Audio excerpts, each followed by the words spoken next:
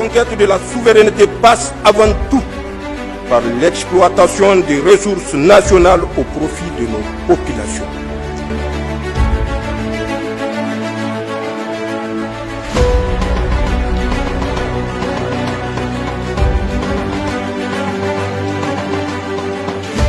Voilà, relativement aux décisions du Conseil des ministres du jeudi 12 décembre 2024, le ministre de la Justice et des Droits de l'Homme, garde des Sceaux, a animé un point de presse relatif également à la situation sécuritaire dans le pays. Ces derniers jours marqués par plusieurs allégations dont certaines frisent le ridicule suite aux récents événements survenus dans la zone de Terra, région de Tillabéri. Nous l'écoutons. Le 10 décembre 2024, la France, à travers son média Radio France Internationale, a annoncé qu'une attaque d'une rare intensité de l'État islamique au Grand Sahara a été perpétrée contre les éléments des forces de défense et de sécurité, positionnés dans la localité de Chatouman, située à 14 km de Terra. Selon ces médias, l'attaque a occasionné la mort d'au moins 90 éléments des forces de défense et de sécurité et une cinquantaine de civils, sans évoquer le nombre de terroristes tués. Il précise au surplus que 10 soldats ont été rapatriés de Chatouman pour être inhumés symboliquement au carré de martyrs de Niamey. En vérité, il s'agit d'un accrochage entre les éléments postés au niveau du couloir de Petelkoli pour sécuriser les convois et les terroristes venant du Mali. Le bilan établi de l'attaque fait état d'une dizaine de soldats et 30 terroristes tués. Aucun civil ne se trouvait sur ces lieux. Malgré le démenti officiel apporté par le bulletin des forces de défense et de sécurité élu à la télévision nationale, la France coloniale, non contente d'avoir échoué à attaquer le Niger militairement par le canal de la CEDEAO, ou à provoquer un soulèvement populaire du fait des sanctions iniques, illégales, illégitimes et inhumaines imposées au Niger et à son peuple, a dû croire bon de faire recours dans le cas d'espèce à ces méthodes et pratiques barbares jadis utilisées pour éliminer les résistants à la colonisation. À l'époque, elle recourait à la pendaison des 10 résistants, dont elle laissait les dépouilles mortelles à la merci des animaux sauvages, ou incendiait les villes et hameaux les abritant, tels que consignés dans les livres et cahiers de ces missionnaires colonisateurs. Tel est le cas du simulacre d'incendie, grossièrement monté à Libéry, où le commentateur,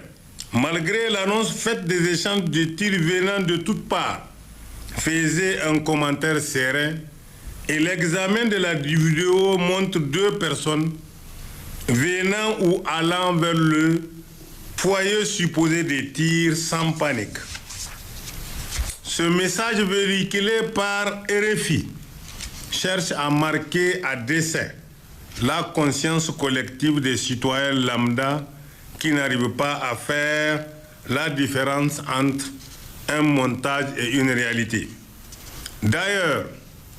de toutes parts, les Nigériens ont abusé, dans leur conscience, envoyé des messages de condoléances face à cette supposée barbarie qui n'a jamais eu lieu et qui participe de la volonté de la France et de ses supports locaux à démoraliser nos vaillantes forces de défense et de sécurité et la population nigérienne.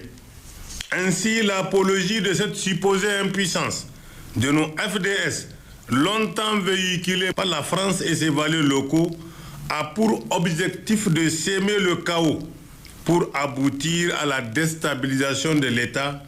et à la chute du régime en place aux échéances du 18 décembre 2024, date de la fête nationale, ou de janvier 2025, date de prise d'effet de la sortie définitive des États membres de la Confédération AES de la CEDEAO. Pour y parvenir, La France a stocké un important arsenal de guerre dans un pays voisin pour armer et entraîner des terroristes pour attaquer le Niger après son départ programmé du pays d'accueil pour qu'on ne parle plus de l'AES. En effet, les Français entendent quitter leur pays d'accueil pour se donner bonne conscience de ne pas être accusés d'être à l'origine du chaos recherché. L'objectif visé à travers toutes ces manœuvres est de préparer le terrain à un génocide, à des affrontements intercommunautaires pour la déstabilisation de l'État et de toutes les institutions et ainsi ouvrir la voie à un retour programmé et annoncé pour recoloniser le Niger, le Liptako Gourma et tout l'espace AES afin d'exploiter impunément les richesses minières de cette zone. Le Niger ne sera pas un second Rwanda et RFI ne saura jouer le rôle de la tristement célèbre radio 1000 collines pour dresser les Nigériens les uns contre les autres et les pousser à un génocide et à une extermination d'une catégorie de Nigériens bien ciblés par la France à travers son président qui ne cesse de le chanter à tout va.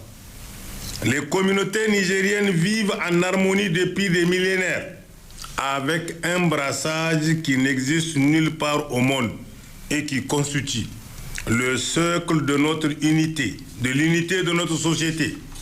et de la solidarité agissante entre toutes les couches sociales de notre pays.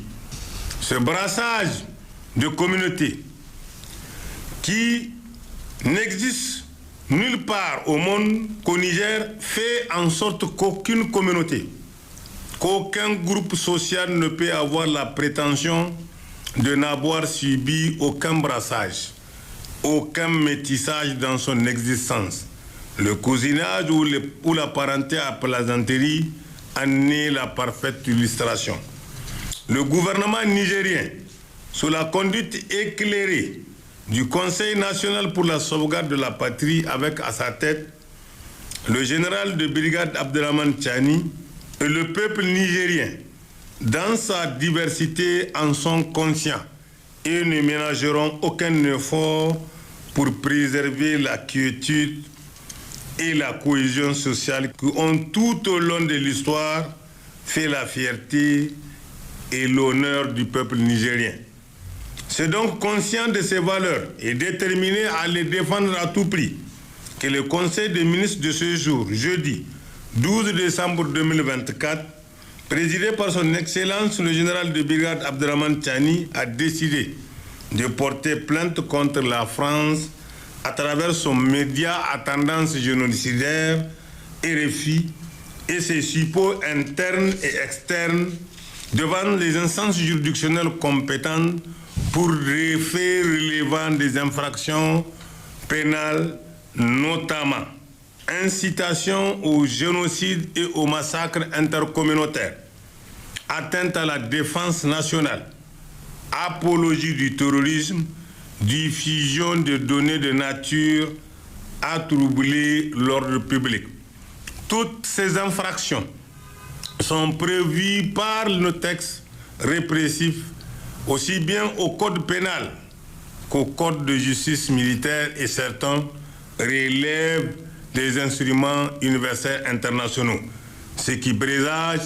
que nous pouvons à l'occasion aussi saisir les instances internationales compétentes. D'ores et déjà, un comité d'experts sera mis en place pour préparer la plainte à déposer contre la France. Voilà, c'était Lalio Daouda, ministre de la Justice et des Droits de l'Homme, garde des Sceaux. La suite de cette édition, au Burkina Faso, Yako, dans le Passouré, à son usine de tomates. La société Faso Tomate a ouvert officiellement ses portes ce 16 décembre dans le village de... La conquête de la souveraineté passe avant tout par l'exploitation des ressources nationales au profit de nos populations.